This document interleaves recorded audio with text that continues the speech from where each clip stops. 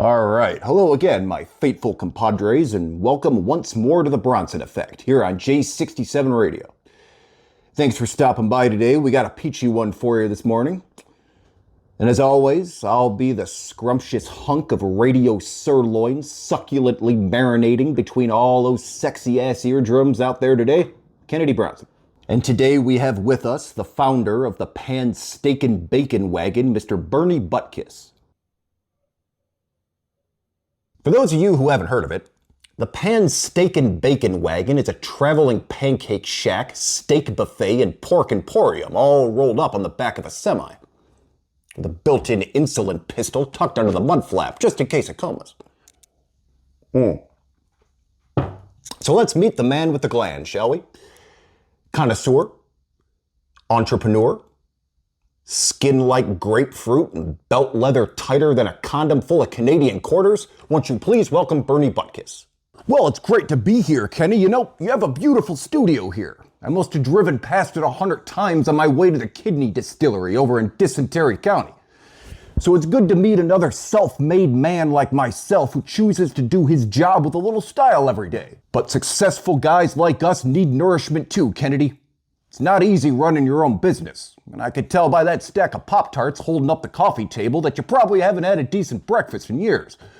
What if I told you I could wrap a sweet potato in ostrich bacon and flash fry it in cheesecake batter for you before 6 a.m.? Well, I'd probably tell you to reserve your energy until noon so you don't stroke out and drown in your own personal waffle drippings. That's how Elvis died. Well, I'll tell you what, if Elvis was still kicking, he'd be popping one hell of a breakfast boner over our new battered steak balls. 10 nuggets of juicy sirloin, more tender than a grandma's hand job, battered in coffee cake and sprinkled with huckleberry shavings for $8.99. And that's just one of the many tasty creations we churn out every day at the Pan-Steakin-Bacon wagon. And now our signature chocolate omelets come with a side order of blueberry artery fluid with no extra cost. So come for the yolk, stay for the stroke. Sweet Jesus. No wonder you have glucose instead of ketchup. You're probably getting more strokes than a paraplegic line dancer. I really don't know what else to add here, folks, but we gotta step away for a sponsor, so I'll talk to you soon. You're listening to J67 Radio. I'm Chip Finkel, and today's edition of The Bronson Effect is brought to you by LSD Ice Cubes. Turn your next pool party into a quivering lizard orgy, or slip them into the water cooler and turn that gossiping coworker into a bundle of sweaty gibberish right before you bang the janitor. Now let's get back to The Bronson Effect and see how Kennedy's getting along. And welcome back, happy campers. I'm Kennedy Bronson, and as always, it's a pleasure to have you with us. So we try to keep things neutral here on The Bronson Effect, believe it or not. I've had some real fucking meatballs on over the years, but I've always tried to maintain my composure as a journalist during each interview. I might get the twitch to splash a cup of antifreeze in their eyes here and there, but that's just the way the mummy crumbles working in radio. The leaky hog is a breakfast sandwich that promises to secrete its own maple syrup while you eat it.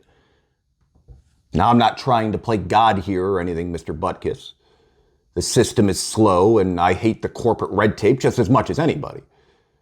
But injecting a live pig with cryoserum so it could sweat maple syrup after death just seems like something we should have had a vote on. Well, the jury's in, Kenny. America wants their pork to sweat marmalade and their pancakes wrapped around a 4-pack of laxatives. I took an oath to stuff a lot of hungry sausage holes before lunchtime.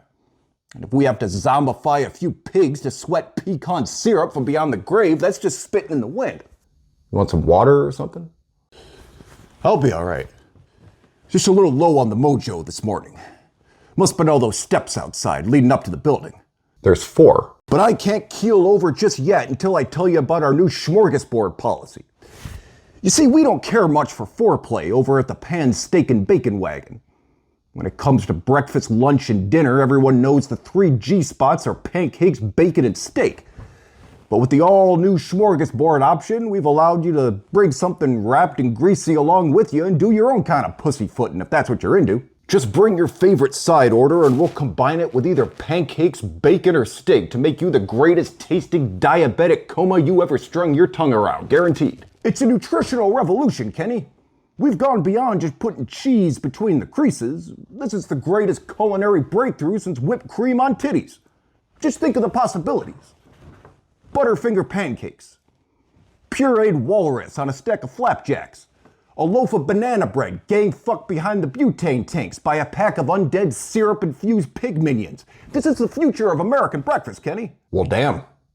I never knew 3 Xannies and a Sitco hot dog was all that healthy for me at 6 in the morning, but apparently I'm doing something right.